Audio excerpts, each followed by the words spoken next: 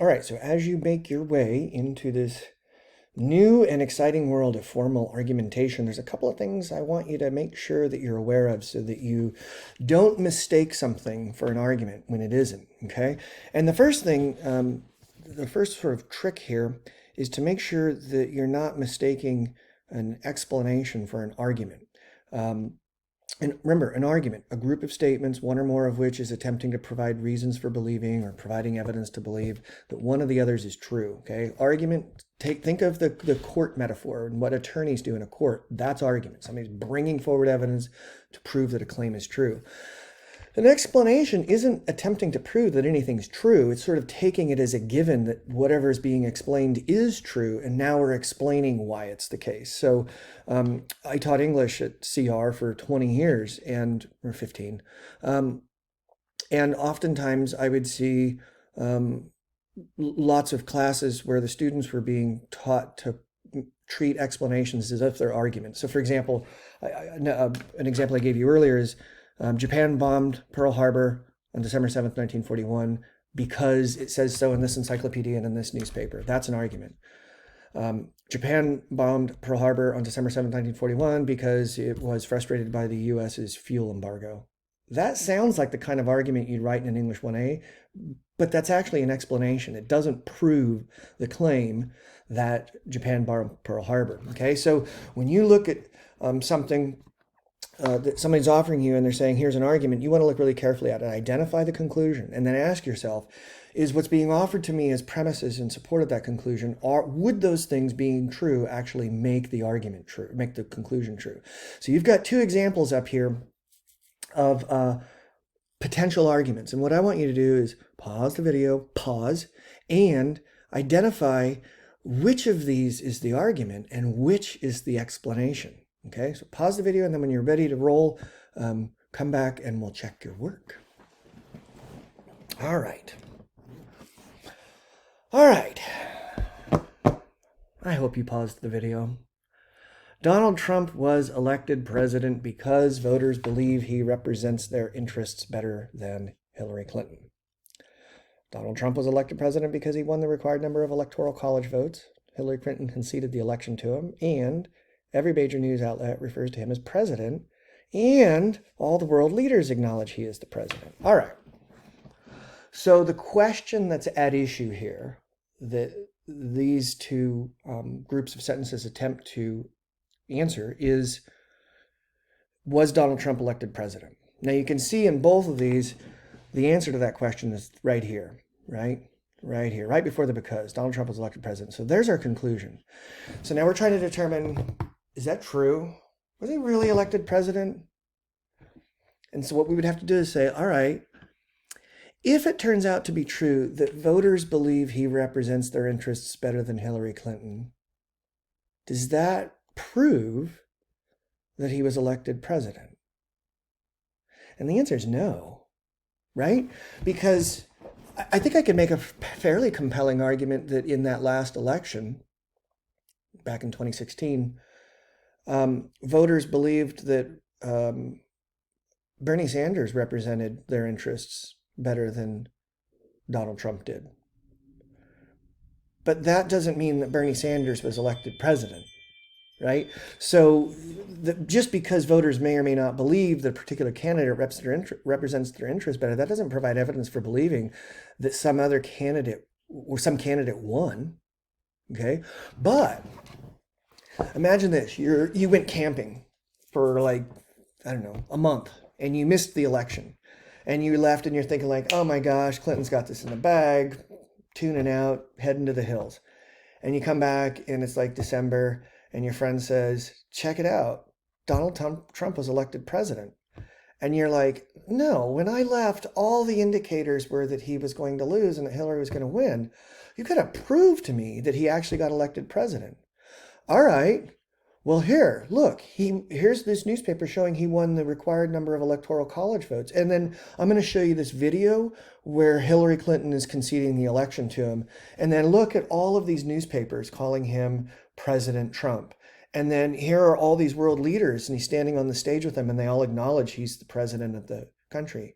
And then your friend would be like, oh, I guess you're right. Okay, so keep this in mind as we start trucking through.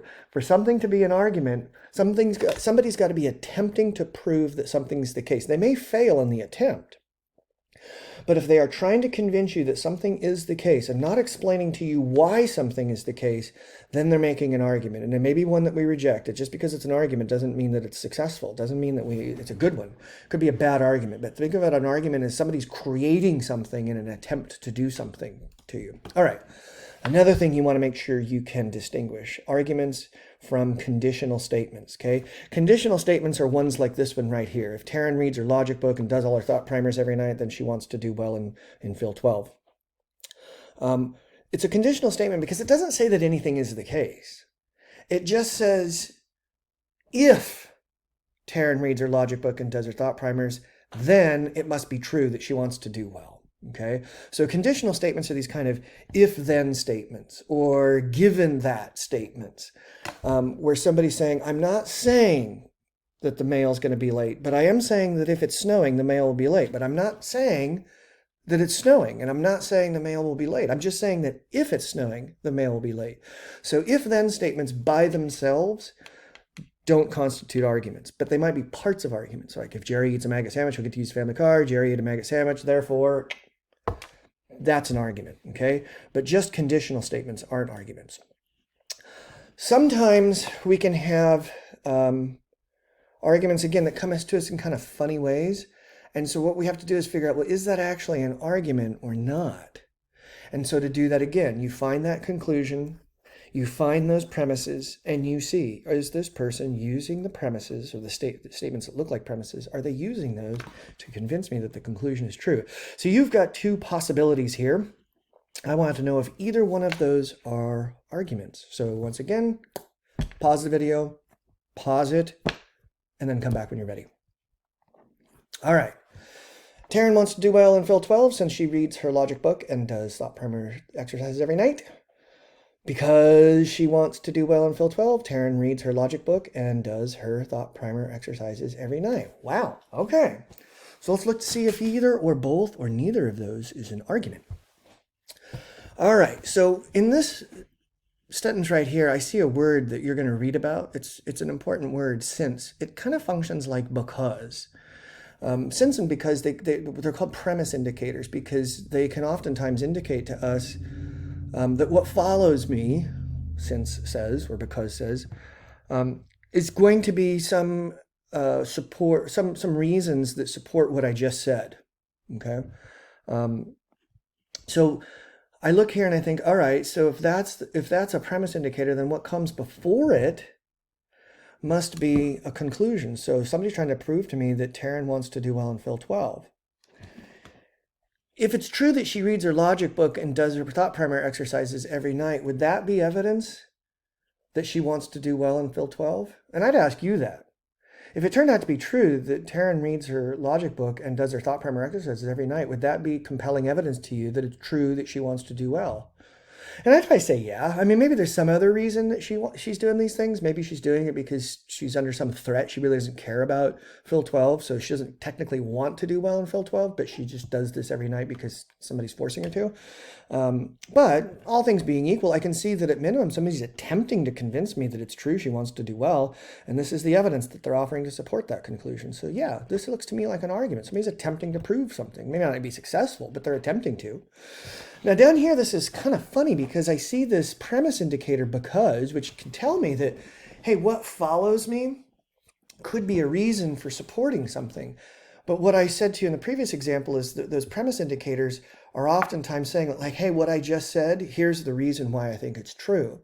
But in this case, the because actually comes first. So because can serve as a premise indicator, I'm going to look down here and say, oh, this must be the claim. This person's trying to convince me that Taryn reads her logic book and does their thought primer exercises every night. And they want me to believe that's true because she wants to do well in Phil 12.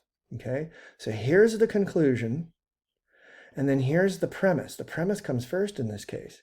And so I'd ask you, all right, the claim is that she reads her logic book and does thought primer exercises every night. There's a burden of proof that would have to be met for us to believe that that's the case. Is it met by by explaining to us why she wants to do well in Phil 12? Or explaining or saying to us that she wants to do well in Phil 12? And I'd say, no, that's explaining to me why she does these things, but it doesn't prove that she actually does them. Right? If you're going to prove to me that she actually does those things, it's like, well, show me the thought primer exercises she's completed, or show me video of it, or show me the returned work, or something along those lines. So again, we don't want to be confused about something being an argument when it's actually an explanation for something. All right, so finally we'll just do this. You've got 5 possibilities here for being arguments. Why don't you pause this video and see if you can figure out which ones are arguments? All right. Well, red's not good. You can see that pattern in me. Okay, so these aren't arguments. You should remember the following if you want to do well in Phil 12. Read the book. Do your thought primers. No, I'm just telling you something that's the case. I'm not trying to convince you that anything's the case. It's just like, hey, you should do this. It's almost like a suggestion. And same thing over here. A good partner always possesses 3 qualities. All right. This is actually the kind of thing I sometimes see in English classes. It's like, hey, make an argument like this and come up with 3 things. And saying, it's not an argument. You're just kind of describing what a good partner always has. You'd have to give me some reason for believing that those are the qualities that a good partner always has. Then you might have an argument. Now, if you look down here, this is an argument. Polls suggest that a majority of Americans believe same-sex marriage should be legal. That's not an argument. Huh. Well, look at that. I told you I make mistakes.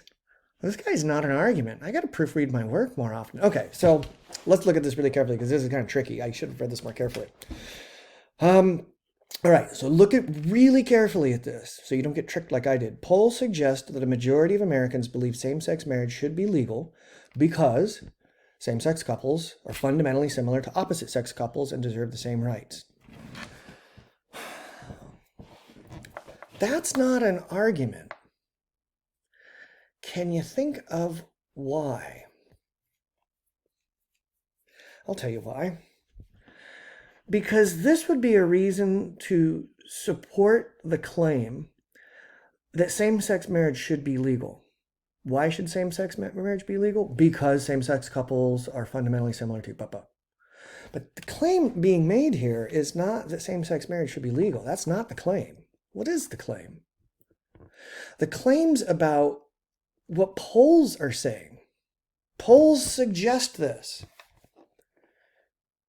Okay, well, what would prove to you that the polls actually suggest that? Right, actual polling data. So if you're trying to prove to me that the polls show, that the majority of Americans believe that same-sex marriage should be legal, you got to show me the polls. Like, show me what polls you do. Okay, so I've got this Rasmussen poll, or I've got this Real Clear Politics poll, or I've got, Politico poll. And look, they're all really good polls, and they all show over 50% of Americans believe that same-sex marriage should be legal. Be like, okay, that convinces me that is in fact what the polls suggest. So don't get tricked like I got tricked. Well, I hope these ones are okay. All right, Jane is a good partner because she's honest, loyal, and trustworthy. Yeah, that looks to me like an argument. Somebody's trying to convince me that Jane's a good partner, and then they're offering these things as the reasons why they believe she's a good partner. Now, again, maybe they're not successful in that attempt, and maybe we define good partner by other criteria, so we could have that argument, and we need to know what honest and loyal and trustworthy means and all that stuff. But it looks like somebody's trying to convince me that it's true that Jane's a good partner, okay? And same thing down here. Jane is honest, loyal, and trustworthy. Therefore, right, she's a good partner.